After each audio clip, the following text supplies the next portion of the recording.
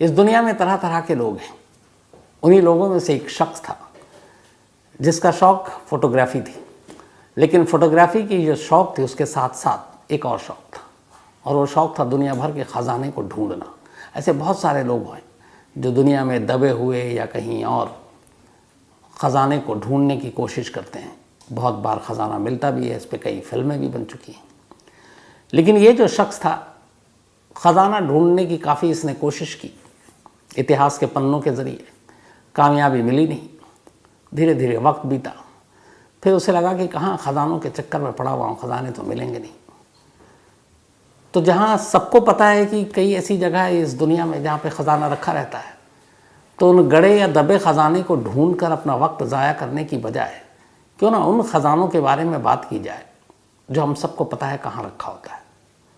अब इसने फिर धीरे धीरे सोचना शुरू किया, और तभी इसे ख्याल आया, एक ऐसा ख़जाना जो हर एक की आंखों के सामने होता है लेकिन कोई वहाँ तक पहुँच नहीं पाता है, तो क्यों ना उस ख़जाने पर हाथ मारा जाए। और वो ख़जाना था एक बैंक में। अब उसने जब ये दिमाग में ख्याल आया तो इसके बाद उसने उसके ऊपर काफ़ी रिसर्च किया। रिसर्च करने के बाद अब उसने तय किया कि इस बैंक में रखे हुए पैसों को लूटा जाए, क्योंकि मेरे लिए यही ख़जाना है, और साथ ही अपनी होशियारी अक्लमंदी दिखाने का भी यही ज़रिया है।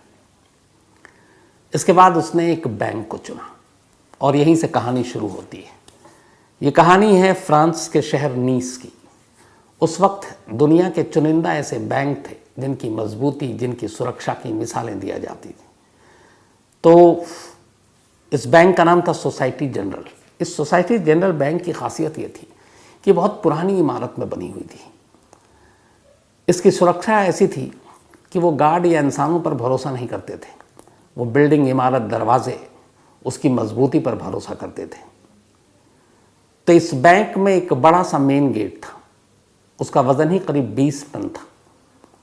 उस 20 टन के दरवाजे को हर दिन जब बैंक सुबह खुलने का वक्त होता तो लोग आते, कर्मचारी आते, बैंक के स्टाफ आते। तो जो टाइम होता कि अगर सुबह 9 बजे बैंक खुलेगा, तभी उस बैंक के मेन गेट को खोला जाता और फिर अंदर लॉकर और बाकी सारी चीज़ें होती। इस बैंक की बिल्डिंग दरो दीवार ऐसी थी कि दीवारों में भी लोहे लगे हुए थे, तो दीवारों को भी भेदना आसान नहीं था। कोई रोशनदान नहीं, कोई खिड़की नहीं, कोई और ऐसी चीज़ नहीं, मतलब एक छोटा सा भी रास्ता जिससे आप बैंक के अंदर दाखिल हो सकें। सिर्फ और सिर्फ एक बड़ा सा गेट, और उस गेट को बैंक खुलते ही खोला जाता सबके सामने, और फिर बैंक जब बंद होने का वक्त आता तो उस गेट को बंद कर दिया जाता। 19 जुलाई 1976 की बात है ये। सुबह का वक्त था, तमाम स्टाफ गेट के पास पहुंच गए बैंक के वक्त से पहले।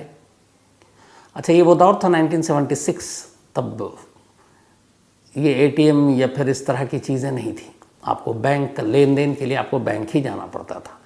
एटीएम मशीनें भी नहीं हुआ करती थी कि आप कहीं से पैसे ले लो, उसमें डाल दो, डिपॉजिट कर दो, क्योंकि टेक्नोलॉजी थी नहीं। तो हर काम, जैसे हम आप कुछ साल पहले तक बैंक ही जाया करते थे हर बार, तो ये वो दौर था। तो ना इंटरनेट ना टेक्नोलॉजी बैंक में। तो बैंक पूरी तरह से इंसानों के हवाले और इस मजबूत दरवाजे और दीवार के भरोसे पर। 19 जुलाई 1976 की सुबह बैंक खुलने का वक्त हुआ, तमाम स्टाफ पहुंच गए। अब जिसकी जिम्मेदारी थी उस बैंक के ताले को खोलना, वो उस वॉल्ट यानी दरवाजे को खोलता है, लेकिन दरवाज़ा खुलता ही नहीं, बिल्कुल जाम। दोबारा कोशिश करता है, नहीं खुलता है। करीब 10-15 मिनट हो जाते हैं। तभी बैंक स्टाफ को याद आता है कि ऐसा 2-3 बार पहले भी हो चुका है कि दरवाज़ा खोलने की कोशिश की गई और नहीं खुला, शायद वो अंदर से जाम हो जाता है। तो इस दरवाजे और इस सिक्योरिटी की जिम्मेदारी जो जिस कंपनी को दी गई थी, जिसने ये दरवाज़ा बनाया था, जिसने ये ताला बनाया था, इससे पहले 2-3 बार जब भी ये दरवाज़ा नहीं खुला तो उस सिक्योरिटी कंपनी को फ़ोन किया गया। उनका फिर स्टाफ आया और उसने अपनी टेक्निक से दरवाजे को खोल दिया। तो 19 जुलाई 1976 की सुबह भी दरवाज़ा खोलने की कोशिश की गई, खुल नहीं रहा। करीब 1 घंटा बीत गया। अब ये हुआ कि लोगों जो बैंक में अब जिन्होंने अपना पैसा रखा है, उनकी अपनी ज़रूरत के हिसाब से अब कस्टमर भी वहाँ पहुँच गए। तो बैंक स्टाफ के साथ साथ अब कस्टमर की भी भीड़ गेट के बाहर। इधर दरवाज़ा खुल नहीं रहा है, बैंक स्टाफ परेशान, कस्टमर उधर अलग नाराज़। तो 1 घंटे की तमाम कोशिश के बावजूद जब नहीं खुला तो ये तय हुआ कि उस सिक्योरिटी कंपनी को फ़ोन करके बुलाया जाए। अब सिक्योरिटी कंपनी को इन्फॉर्मेशन दी गई कि भैया दरवाज़ा खुल नहीं रहा, आप आ जाओ। उनकी कंपनी के लोग आए। अब उन्होंने दरवाज़ा खोलने की कोशिश की, कोशिश करते रहे, दरवाज़ा खुला नहीं। ऐसा लग रहा था कि बिल्कुल बुरी तरह से जाम है। करीब 3 घंटे बीत गए। 3 घंटे तक वो दरवाज़ा नहीं खुला। जब 3 घंटे तक नहीं खुला, इधर कस्टमर परेशान, क्या करें। तो फिर ये तय हुआ कि दरवाज़ा वैसे तो खुलेगा नहीं, दीवार भी इतनी मजबूत है, टूट सकती नहीं। तो एक काम करते हैं, इस दरवाजे के अंदर एक ड्रिल करते हैं, ड्रिल मशीन से एक होल करते हैं और उसके ज़रिए ये देख सकते हैं हाथ डालकर कि आखिर अंदर से वो कहाँ पे लॉक फंसा हुआ है। तो जहाँ पे अंदर से लॉक हुआ करता था, चूँकि उस कंपनी को मालूम, उन्होंने ड्रिलिंग मशीन से उसी के पास एक होल करना शुरू किया। उसमें भी काफ़ी वक्त लगा, क्योंकि 20 टन वज़नी दरवाज़ा और चोर वो ड्रिलिंग के ज़रिए खोल ना पाए, इसकी भी पूरी इंतज़ाम उसमें था। खैर कुछ वक्त लगा। ड्रिल मशीन के ज़रिए एक छोटा सा होल हुआ जिससे कि एक हाथ अंदर जा सके। अब एक कंपनी के मुलाजिम ने हाथ अंदर डालकर उस लॉक को टटोला कि अंदर से होकर जाम है तो खोल सकें। लेकिन जब हाथ अंदर गया तो वो हैरान रह गया। उसने देखा जहाँ पर लॉक होना चाहिए था, लॉक की जगह पर ऐसा लग रहा है कि जैसे अंदर से किसी ने पूरे ड्रिल करके या फिर एक तरह से उसको जाम कर दिया है। मतलब कोई ऐसी चीज़ जो कई बार लोहा को पिघलाकर और वो सारी चीज़ें करते हैं, आप उसको परमानेंटली बंद कर देते हैं। तो फिर वो ऐसा लगा कि उसके अंदर जो है वो कोई ऐसी चीज़ लगा दी गई है उस वॉल्ट को जहाँ पे लॉक था, जिससे आप उसको खोल ही नहीं सकते। मतलब वेल्डिंग मशीन के ज़रिए उस लॉक के पूरे हिस्से को और दरवाजे के 2 पार्ट जो होते थे, वेल्डिंग मशीन से उसको जाम कर दिया अंदर से। अब ये कैसे मुमकिन? पहले तो सिक्योरिटी कंपनी का उस मुलाजिम को हैरानी जब उसने अपने सीनियर को बताया कि अंदर तो वेल्डिंग के थ्रू पूरा जाम कर दिया गया। तब बदहवास लोगों ने चारों तरफ देखना शुरू किया, बैंक के दीवारों को, पूरी दीवार सलामत, छत सलामत। तो कौन ऐसा शख्स हो सकता है जो अंदर से वेल्डिंग के ज़रिए पूरे दरवाजे को लॉक कर दे? और जिसने लॉक किया फिर वो अंदर ही होना चाहिए, बाहर आने का कोई दूसरा रास्ता तो है नहीं। लेकिन अभी उससे पहले मुश्किल ये थी कि चलो किसी ने लॉक किया, पहले अंदर तो दाखिल हों ताकि वहाँ का मंजर देखें। अब ये हुआ कि इतना बड़ा होल जिससे एक आदमी कम से कम अंदर दाखिल हो, वहाँ पे कहाँ पे किया जाए? दरवाजे के साथ बहुत वक्त लगता। इधर लोगों की भीड़ बढ़ती जा रही थी। आखिरकार तय हुआ कि एक दीवार के पास वेल्डिंग मशीन से एक इतना बड़ा सुराख किया जाए कि एक आदमी एक बार में आसानी से अंदर दाखिल हो सके। अब उस दीवार में होल करना शुरू किया गया। आखिरकार दीवार में होल किया गया। पहला शख्स अंदर गया। जब वो अंदर गया तो वो अंदर चीख पड़ा। उसने देखा कि अंदर सारे लॉकर टूटे पड़े हुए हैं, सारी तिजोरी गायब, उसके अंदर का रखा हुआ माल गायब। अब धीरे धीरे करके बाकी लोग अंदर गए। अंदर जाने के बाद अब उस वेल्डिंग, जब दरवाजे को देखा अंदर से, तो वेल्डिंग मशीन के ज़रिए बाकी उस पूरे दरवाजे के लॉक और सिस्टम को इस तरह से बंद कर दिया गया था कि आप दरवाज़ा खोल ही नहीं सकते थे, और इसीलिए बाहर से दरवाज़ा खुल नहीं रहा था। अब फिर उस वेल्डिंग जो किया गया था उसको तोड़ा गया, हटाया गया, तब दरवाज़ा खुला। अब अंदर जब उन्होंने देखा कि सारी चीज़ें लुट गई हैं, और फिर उनकी नज़र पड़ी बैंक के अंदर कोई शख्स नहीं, एक गड्ढे पे बहुत बड़े। अब उन्होंने उस गड्ढे को देखा तो लगा ये कुछ सुरंग टाइप है। अब यहाँ से पुलिस की एंट्री होती है। फ़ौरन पुलिस को खबर दी जाती है। पुलिस पहुँचती है। पुलिस बैंक का मुआयना करती है। बैंक का मुआयना करने के बाद जो सबसे पहले पुलिस देखती है, अंदर बैंक के एक दीवार पर एक मैसेज लिखा हुआ था। शायद जिसने बैंक पर हाथ साफ किया था उसने जाते जाते ये मैसेज लिखा था। ये जो मैसेज है था तो फ्रेंच लैंग्वेज में, लेकिन उसका हिंदी में ट्रांसलेशन ये है कि बग़ैर हथियार, बग़ैर नफ़रत के और बिना किसी वायलेंस के, बिना किसी हिंसा के। तो बग़ैर हथियार, बिना नफ़रत और बिना किसी हिंसा के बैंक लूट लिया। अब इससे क्लियर हो गया कि ये बैंक रॉबरी का मामला है। तो ये बैंक की चोरी 900 करोड़ की, लेकिन एक 100 करोड़ बैंक हाइस्ट, 100 करोड़ रुपए की चोरी। कैसे हुई ये चोरी? कुकू एफएम के ऑडियो बुक में ऑडियो बुक में आप जाकर ये पूरी कहानी इंटरेस्टिंग सुन सकते हैं कि आखिरकार 100 करोड़ रुपए चुराने के लिए क्या क्या किया होगा। अब उस सुरंग को पे जब नज़र पड़ी पुलिस की टीम की, तो उस सुरंग में मजबूरी थी किसी को उतार कर देखना कि इसका दूसरा सिरा कहाँ जाकर खुलता है। खैर पुलिस की टीम जो है सुरंग में उतरी। सुरंग में अंधेरा। अब वो अंधेरे में चलते गए। चलते चलते जब वो सुरंग के दूसरी तरफ निकले तो पता चला कि वो उस शहर के एक अंडरग्राउंड सीवरेज होती है उसकी लाइन थी, और वो शहर के एक ख़ास जगह पे सीवर के पास से बाहर निकले। जहाँ पे वो सीवर निकल रहा था वहाँ पे बिल्कुल सुनसान टाइप की जगह थी। तो अब बैंक से इस सीवर के बाहर पुलिस की टीम निकली तो ये अंदाज़ा हो गया कि जो बैंक के लुटेरे थे उन्होंने सुरंग खोदी, इस सीवरेज लाइन के थ्रू बैंक तक पहुँचे, बैंक को लूटा और इसी रास्ते से वापस चले गए। अब ये क्लियर हो गया कि मामला बैंक रॉबरी का। अब पुलिस को बैंक के अंदर से भी कुछ चीज़ें मिली, सुरंग के अंदर से भी कुछ चीज़ें मिली, बैंक के अंदर से उन्हें बहुत सारे खाने पीने की चीज़ें मिली, कुछ खाई हुई कुछ आधी खाई हुई। उन्हें लगा कि जो भी चोर था बड़ी तसल्ली से उसने खाना खाया क्योंकि खाने की मात्रा इतनी ज़्यादा थी। इसके अलावा उनको 27 गैस सिलेंडर मिला जो शायद बैंक के जो अंदर के तिजोरियाँ थीं उनको काटने के लिए इस्तेमाल किया गया था। वेल्डिंग टॉर्च जलाई थी। तो ये सारी चीज़ें इशारा कर रही थी कि ये पूरा मामला एक प्री प्लान चोरी का था। इतना ही नहीं, जिस सुरंग के ज़रिए सीवर के थ्रू पुलिस की टीम निकली तो वहाँ पे वेंटिलेशन मशीनें भी लगी हुई थी ताकि हवा जो है फ्रेश एयर वो ले सकें ताकि अंदर दम घुट न जाए। तो इतने सारे तामझाम के साथ शहर के एक सबसे सुरक्षित बैंक के अंदर एक चोर चोरी कर चुका था। अब हिसाब किताब लगाना शुरू किया गया। जब हिसाब किताब लगाना शुरू किया गया तो उस वक्त जो रिपोर्ट आई वो ये थी कि 20 मिलियन से भी ज़्यादा, यानी कि डॉलर में अगर कहें तो 110 मिलियन डॉलर और इंडियन करेंसी में कहें तो करीब 900 करोड़ रुपए कैश और ज्वेलरी उस बैंक की तिजोरी से गायब हो गए थे जो अलग अलग लोगों के थे। 900 करोड़, ये उस वक्त की सबसे बड़ी चोरी थी। इस चोरी की खबर पूरी दुनिया के मीडिया में आई, फ्रंट पेज पे खबरें छपी और इस चोरी के तरीके पे लोग हैरान थे कि कैसे ये चोरी हुई। अब पुलिस के ऊपर, फ्रेंच पुलिस पर दबाव कि इस चोरी के केस को सुलझाएं। फ्रेंच पुलिस ने अपनी स्पेशल टीम बनाई, लोगों को लगाया। 3 महीने बीत गए। 3 महीने तक कोई जानकारी नहीं मिली। अब अक्टूबर का महीना आ गया, अक्टूबर 1976। पुलिस अब भी कोशिश कर रही है 900 करोड़ रुपए के चोरों को पकड़ने की और हाथ खाली है। 3 महीने के बाद अक्टूबर 1976 में एक लड़की अचानक एक पुलिस स्टेशन में पहुंचती है इसी नीस शहर के, और वहां जाकर कहती है कि मुझे इस बैंक चोरी के बारे में जानकारी है।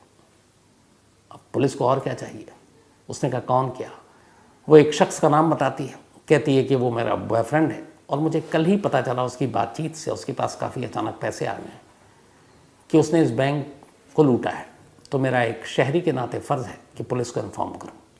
पुलिस ने उसको थैंक्स बोला और फिर उसका नाम पता हुलिया सब जगह लिया, और कुछ घंटे के बाद ही 3 महीने के बाद इस बैंक की चोरी का पहला चोर पुलिस के शिकंजे में था। अब पुलिस ने जब उसको पकड़ा, उससे पूछताछ की गई, तब उसने अपने बाकी गैंग के लोगों के नाम बताने शुरू किए। जब सारे गैंग के लोगों को पकड़ लिया तो पुलिस हैरान थी क्योंकि वो सारे छोटे मोटे चोर थे, छोटे मोटे गिरोह चलाते थे। पुलिस यकीन नहीं कर पा रही थी कि इतनी ज़बरदस्त प्लानिंग के साथ इतनी बड़ी बैंक की सुरक्षा को भेदते हुए उस बैंक से 900 करोड़ रुपए की लूट इन छोटे मोटे चोर उचक्कों का काम नहीं है। पुलिस अब उन सारे लोगों से बार बार पूछती रही। आखिरकार फिर उस गैंग के 1-2 लोगों ने अपना मुंह खोला और उन्होंने कहा कि असल में हमारे इस गैंग का जो मास्टरमाइंड है इस चोरी का, वो कोई और है और वो अभी हम में से नहीं है, पकड़ा नहीं गया। किसी ने भी अपने मास्टरमाइंड और इस गैंग के सरगना का नाम नहीं लिया था। उन 2 लोगों ने ले लिया। नाम पता चला अल्बर्ट स्पाजियारी। अल्बर्ट स्पाजियारी इटली का रहने वाला था और ये पेशे से एक फोटोग्राफर था, और फोटोग्राफी के साथ साथ इसको गड़े और दबे खजाने को ढूंढने का शौक था। अब जब ये नाम पुलिस के सामने आया, पुलिस ने जाल बिछाया और आखिरकार अल्बर्ट स्पाजियारी भी अब उनके शिकंजे में आ गया। अब उससे पूछताछ शुरू हुई। जब पूछताछ शुरू हुई तब उसने बताया कि मैं दुनिया भर में बहुत सारे ख़जाने की तलाश में भटकता रहा, कामयाबी मिली नहीं। तब मैं इस शहर में आया और इस शहर में आने के बाद मैंने भी इस बैंक में अपना अकाउंट खुलाया और इस अकाउंट को खुलवाने के बाद अब मुझे लगा कि ख़जाने के पीछे कहाँ इधर उधर भागते रहो, क्योंकि मुझे इस बैंक के बारे में असलियत पता चल गई थी कि इस बैंक में बहुत सारे पैसे हैं, यानी ख़जाने हैं। तो इसी सोसाइटी जनरल बैंक में फिर मैंने अपना अकाउंट खुला लिया। अकाउंट खोलने के बाद अब मैं अक्सर बैंक आता और अब मैंने प्लानिंग करनी शुरू की। सबसे पहले उसने इस बैंक में एक लॉकर लिया। उसने कहा कि उस लॉकर को लेने के बाद मैंने बैंक चूँकि इतनी बार गया था, बहुत सारे फोटोग्राफर था पेशे से, तस्वीरें भी ली, तो उसने देखा कि इस पूरे बैंक की जो सुरक्षा है वो सिर्फ एक मेन गेट के हवाले है।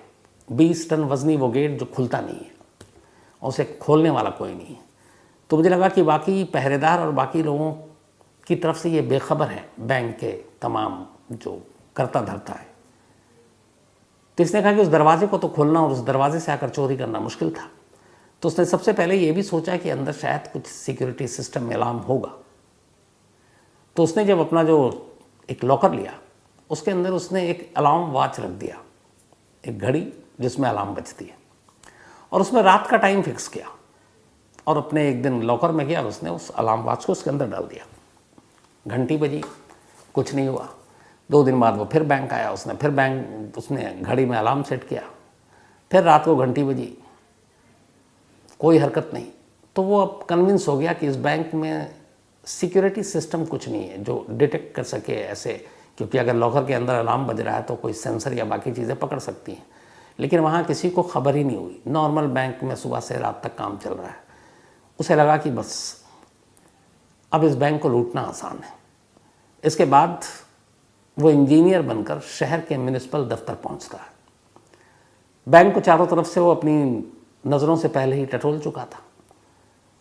अब वो पहुंचा इंजीनियर बनकर फेक म्युनिसिपल कॉरपोरेशन के दफ्तर।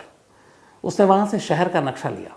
शहर के नक्शे को लेकर अब उसने उस बैंक को देखा, उस बैंक के इर्द गिर्द की तमाम चीज़ों को देखा, पर उसे कहीं से भी बैंक में और एंट्री का कोई रास्ता सूझा नहीं, क्योंकि बैंक की दीवार और उस दरवाजे को भेदना नामुमकिन, और कहीं एक छोटा सा रोशनदान भी नहीं जिससे दाखिल हो। तब उसे लगा ज़मीन के ऊपर की बजाय ज़मीन के नीचे की तरफ सोचो। उस नक्शे के ज़रिए उसे पता चला कि यहाँ पे कुछ सीवरेज लाइन है। उनमें से एक सीवरेज लाइन पे उसने फिर अपने आकर नक्शे के हिसाब से ज़ीरो इन किया और एक रोज़ उस सीवर में उतर गया। उतरने के बाद उसने नापना शुरू किया और फिर उसे अंदाज़ा हो गया कि ये सीवर की लाइन जो शहर के मेन सीवर की लाइन है उससे एक जगह पर आकर ये कटती है, और वहाँ से अगर हम सुरंग बनाएं तो सीधे बैंक के अंदर जाकर इस सुरंग को खोल सकते हैं।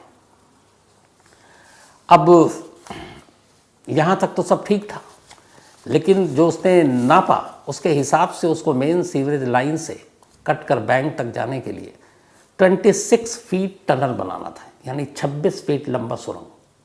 अब ये उसके अकेले का बस का था नहीं, क्योंकि वो चोरी की प्लानिंग कर रहा था। ये खुदाई और सुरंग बनाना उसे आता नहीं। फिर उसने रिसर्च किया, उसने शहर के एक बदनाम गिरोह के बारे में पता किया और एक तरह से उनको, उस गैंगस्टर्स की टीम को अपने साथ मिलाया। उन्हें अपना आइडिया दिया, कहा बैंक को लूटना है लेकिन उसके लिए सुरंग बनाना है। वो गैंग तैयार हो गई, लेकिन उसने कहा कि इसमें वक्त लगेगा, क्योंकि ये सुरंग जो बनाने का काम है सिर्फ रात के अंधेरे में हो सकता है। अब रात के अंधेरे में सुरंग बनाने का काम शुरू हुआ उस सीवरेज लाइन के अंदर, और इस काम में पूरे 2 महीने लगे 26 फीट का यह सुरंग बनाने में। 2 महीने पूरे होने के बाद अब ये इंतज़ार करने लगे कि बैंक की छुट्टी वाला दिन आए। सैटरडे को बैंक बंद होता है, संडे को बंद होता है, तो मंडे को खुलेगा। तो उन्होंने कहा कि अब सैटरडे का दिन चुनते हैं।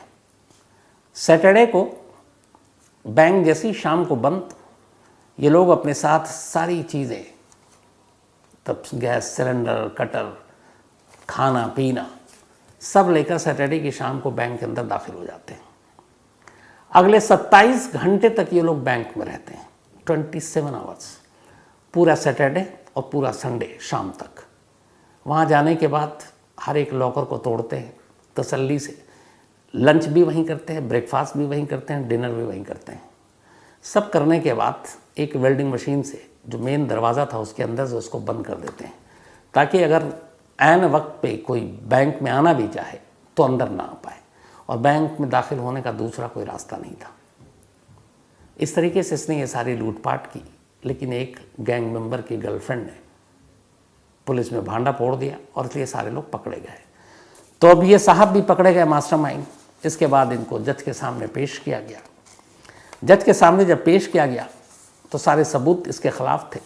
इसने अपना जुर्म कबूल कर लिया। उसने कहा कि हाँ, मैं ही इसका मास्टरमाइंड हूँ। इतनी बड़ी चोरी थी। उस जुर्म को देखते हुए उस वक्त अदालत ने इसको उम्र कैद की सज़ा सुनाई। उम्र कैद की सज़ा मिल तो गई, लेकिन अभी तक चोरी का माल नहीं मिल रहा था। अब पुलिस इधर परेशान थी। थोड़े बहुत मिल गए, 900 करोड़ में थे 200-400, आधे से ज़्यादा अभी तक नहीं मिले। अब मास्टरमाइंड यही, तो चोरी का रकम भी कहाँ है इसी को पता। पुलिस ने इससे कहा भी कि देखो अगर तुम करोगे तो तुम्हारी सज़ा कम होगी, लेकिन इसने बताया नहीं। अब जिस दिन उम्र कैद की सज़ा हुई, सज़ा सुनाने के बाद जज साहब इससे आखिरी बार पूछते हैं कि कहाँ है तुम, अगर बता सको।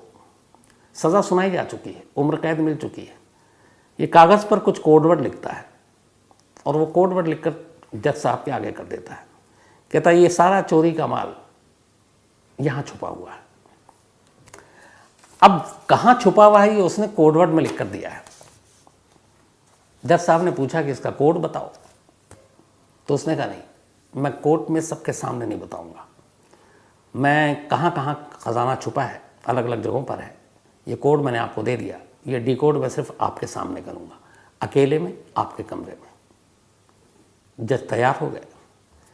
अब बाकी सारे लोग कोर्ट रूम में, जज साहब के चैम्बर के अंदर ये पहुँचते हैं, चोर साहब।